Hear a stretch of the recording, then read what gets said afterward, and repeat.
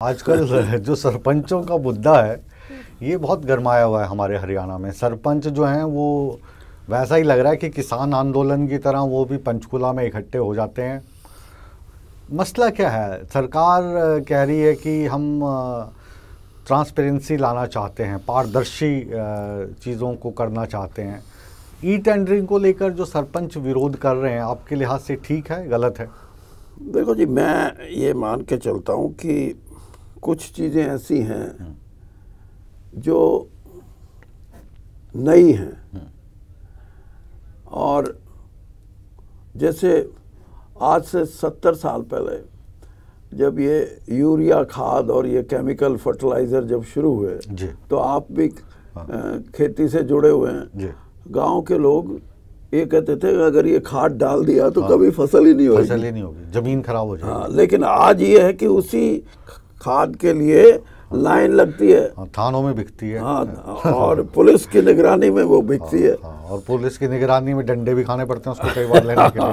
तो अब आप अंदाजा लगाएं कि ये जो नई जो चीजें हैं इनकी जननी है इंफॉर्मेशन टेक्नोलॉजी, और वो जो इंट्रोड्यूस होएगी तो कहीं ना कहीं किसी ना किसी रूप में विरोध होगा। आपने देखा वैट में किसी राज्य की कोई सहमति नहीं बनी। 2004 से पहले वैट का कानून आ गया था जी, और सब राज्यों ने कहा हम नहीं लागू करते।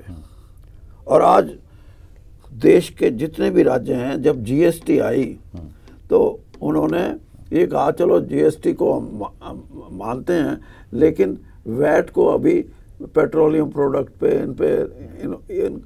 तो वो वैट, मुझे याद है मैं फाइनेंस मिनिस्टर बना 2005 में हरियाणा का, और हरियाणा एक ऐसी स्टेट थी जो सबसे पहले वैट लेके आई। उस टाइम चौटाला जी चीफ मिनिस्टर थे, 2004 की बात है ये। और आप हैरान हो गए कि मेरे 5 साल के फाइनेंस मिनिस्टर के काल में स्टेट जीडीपी कभी भी 14% से कम नहीं थी। अच्छा। और इतना पैसा कि हमने जो फाइनेंस कमीशन ने ग्रेड नहीं दिए टीचर्स को, नर्सेज को, पुलिस के कर्मचारियों को, हमने कोई उसकी इंस्टॉलमेंट नहीं, सबको दिया। और मेरे दोस्त थे सुरेंद्र सिंगला जी जो पंजाब के फाइनेंस मिनिस्टर थे उस वक्त में। बिल्कुल। मेरे को कहते हैं वीरेंद्र यार एक काम कर, मैंने कहा बताओ, कि तू 2000 करोड़ रुपया दे दे। अच्छा। और पंजाब हरियाणा से मांग रहा है। हाँ। और उस वक्त मेरे पास 6000 करोड़ ऐसा था जिसको मैं खर्च पाने में कहाँ करूँ खर्च। तो मैंने कहा दे देंगे। लेकिन मैंने कहा भारत सरकार गारंटी दे। तो वो कहने लगे नहीं वो तो नहीं। मैंने कहा फिर मैं कैसे दे दूंगा। तो मेरा अभिप्राय कहने से ये है, जो आपने सवाल किया, इसमें जो नई चीजें हैं ये ट्रांजिटरी फेज है, इसमें ये घटनाएं होना स्वाभाविक है। सरपंच नीति ठीक है ये, मैं ये कहता हूँ कि ये होगा, यू कांट स्टॉप इट। फिर बात कर लें कि भाई 5 लाख भी कम है तो और, लेकिन 2 चीजें करने की जरूरत है, क्योंकि सरकार इस नजरिए से देखती है कि हमें इसमें भ्रष्टाचार पे लगाम कैसे लगाएं। सरपंच ऐसे देखते हैं कि अगर हम हमारी मर्जी से काम नहीं करा सके, हमारी फंडिंग में दिक्कत आएगी तो हम लोगों को क्या जवाब देंगे। इन दोनों चीजों का एक समाधान है। एक तो जैसे मैंने अभी कहा, ई टेंडरिंग को पूर्ण रूप से सरल बनाया जाए, सरल बना के, और जो उसमें कमियां हैं उन कमियों को दूर किया जाए ताकि काम रुके ना।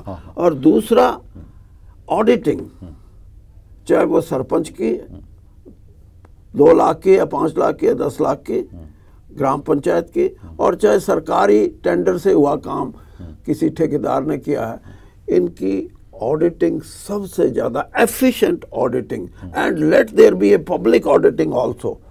यानी सरकारी ऑडिटिंग तो हो, लोगों की भी हो कि जी हमारे गांव में ये देखो, दूध का दूध पानी का पानी हो जाए, ये ट्रांसपेरेंसी आ जाएगी, उससे पारदर्शिता आ जाएगी, जरूरी है।